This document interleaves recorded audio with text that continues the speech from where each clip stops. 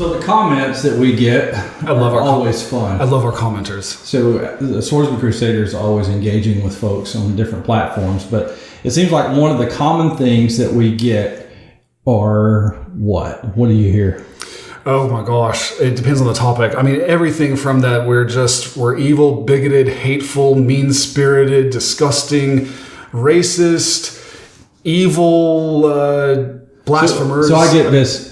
Pastors don't belong in politics. Oh yeah. What do you mean you're a pastor in politics? And then I get, haven't you heard of separation of church and state? And so the lecture usually follows, and there's no good answer to that. So I know one of the comments we got, I asked the question, okay, please show me in the Constitution where there's a separation of church and state, and I'll wait. And I'm still waiting. It's been a while. So. Right. So they haven't come back with that yet. So comments are always fun, but we welcome them, and especially on thepoliticalpastor.com. Bring your comments, and we'll interact with you there. We're here to help you. We're here to help, absolutely.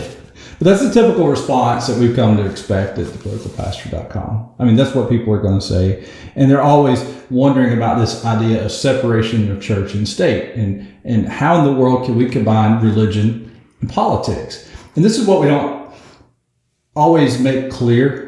And I want to make sure it is clear for those who are listening, is that we never advocate for the church doing the job of the state, nor the state to do the job of the church. The problem is that those who want this separation of church and state, they believe that you can separate God out of the state. So when they talk about separation of church and state, they're not talking about what you and I might be referring to. They're not talking about what Thomas Jefferson referred to either when he replied to the Danbury Baptist and used that phrase, a wall of separation that must be kept high and impregnable.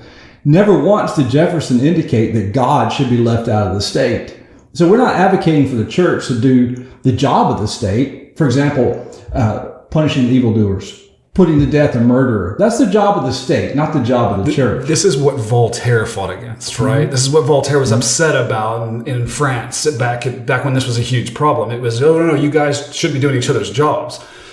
Yet people think about, church and state needs to be separate, and they take it the wrong direction. Exactly what you're saying. Right, and we're also not advocating for the pastors of the churches to be sitting, in the county seats and the state seats and in the presidency necessarily. Not that they can't run for office, but they're not sitting there in that official capacity as a pastor, now becoming that governor or that president or that county mayor, whatever it may be. Yep. So that's not what we're talking about at all. But you can't separate God from the state. And here's why you can't do that.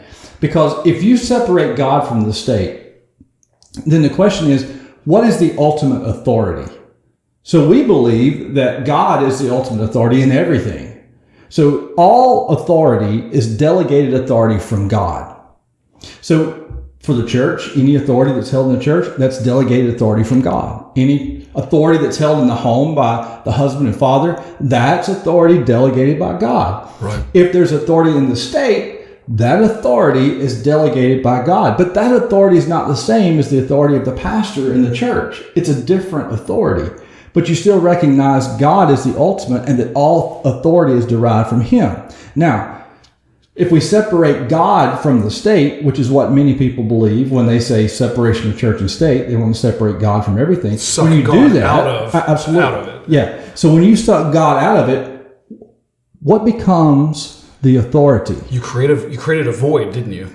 Yeah. You've created a void that's going to be filled. And it's filled. And what's it filled with? If you pull God out of the state, in the absence of God, the authority becomes man. Man becomes the highest authority. Here we go. There is no accountability. Here we go. So, and that's why we want to do that. That's why our society wants to pull God out of everything, because when you pull God out, there's no longer any accountability. Just do whatever everyone thinks is a good idea. There is no authority.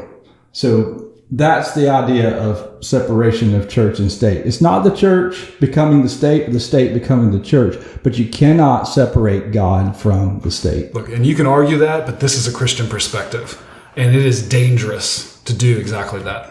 Yeah.